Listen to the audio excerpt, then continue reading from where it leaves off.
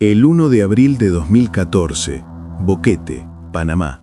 Chris Kremers y Lisanne Froon, dos jóvenes holandesas con toda la vida por delante, deciden aprovechar la mañana. Se despiden en el hostal con la idea fija de recorrer El Pianista. Para quien no conoce la zona, tenés que entender que ese sendero no es una simple caminata de domingo. Es un recorrido que sube, serpentea entre las montañas y te regala, dicen, una vista privilegiada que alcanza a ver ambos océanos desde el mirador. Ese día, el clima estaba de su lado. Salieron temprano, con la ropa adecuada para una excursión ligera, sin sospechar que estaban caminando hacia lo que sería el misterio más perturbador de la década. El plan de ellas era simplemente subir, disfrutar la vista y volver para una cita con un guía local a la mañana siguiente. Pero nunca lograron volver. En algún momento de la tarde, después de haber alcanzado ese mirador, el mapa mental de las chicas se desdibujó. No sabemos si se perdieron, si decidieron seguir explorando más allá de lo marcado, o si alguien o algo las obligó a desviarse. Lo que sí sabemos, y acá es donde te empieza a correr un frío por la espalda, es que a las 16:39 horas, el iPhone 4 de Chris registró el primer intento de conexión al 112, el número europeo de emergencias. Pocos minutos después, el Samsung Galaxy de Lisanne intentó lo mismo, marcando el 911. En medio de la jungla panameña, con señal inexistente, las chicas estaban desesperadas. Esos intentos de llamada no fueron una broma, ni un error de sistema. Fue el último grito de auxilio tecnológico de dos personas que se dieron cuenta de golpe que el sendero ya no estaba ahí. Ninguna de las llamadas logró conectar. El vacío del bosque se tragó el sonido y pocas horas después los teléfonos quedaron mudos. Fue el último contacto con el mundo conocido. Cuando la mañana siguiente llegó y las chicas no aparecieron para su cita con el guía, la alarma sonó en el hostal. Pero en Panamá, el tiempo corre distinto. Al cabo de 2 días, el gobierno local activó protocolos de búsqueda. Fue un despliegue serio. Helicópteros sobrevolando la copa de los árboles, grupos de rescate, perros rastreadores que no dejaban ni un centímetro sin olfatear. Pero la jungla de Boquete no es un bosque cualquiera. Es una masa verde, densa, casi impenetrable, que parece tener voluntad propia. Pasaron los días y después las semanas. El bosque, sencillamente, no devolvió nada.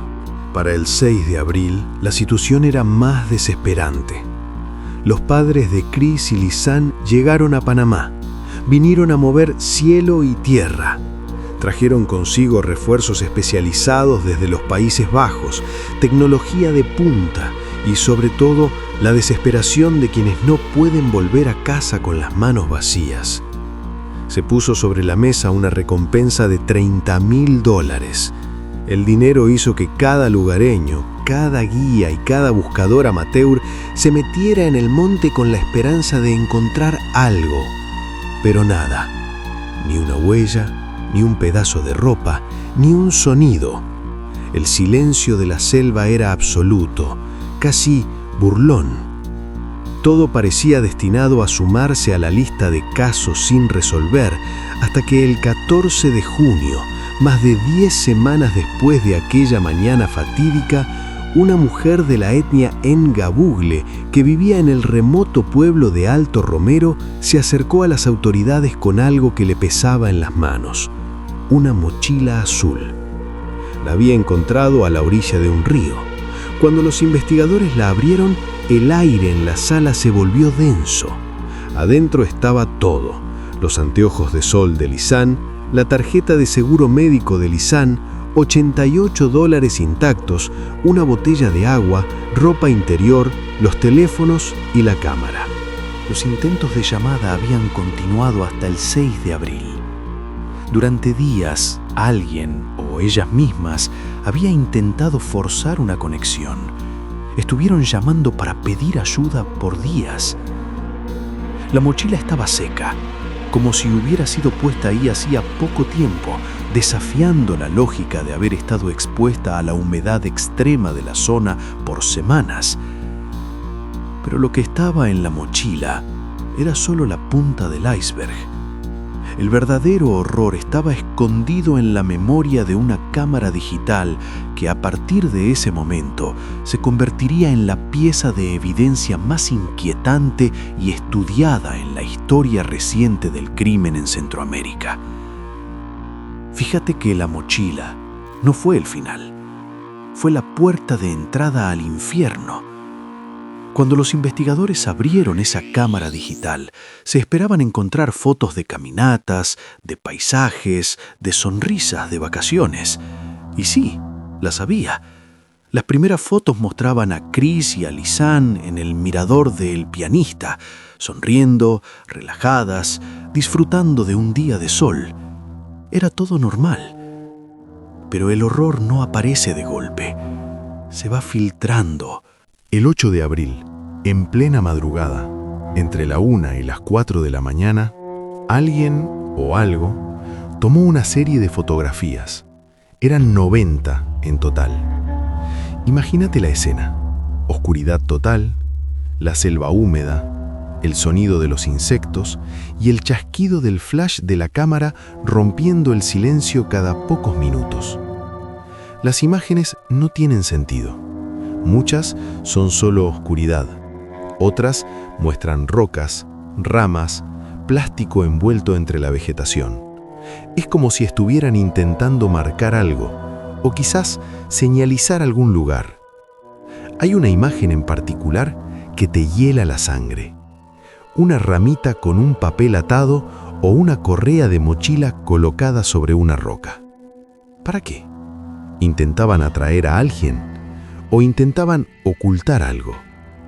Pero la foto que dejó a los forenses sin palabras es una donde se ve, de forma borrosa, la parte de atrás de una cabeza. Se nota el cabello castaño y se intuye un golpe. Si esa era Chris o Lisanne, el panorama era desolador.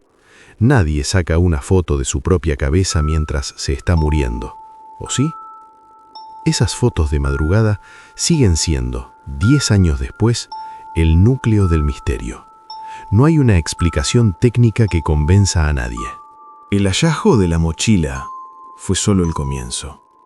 La policía, armada con esta nueva evidencia, centró toda la fuerza en las cercanías del río Culebre.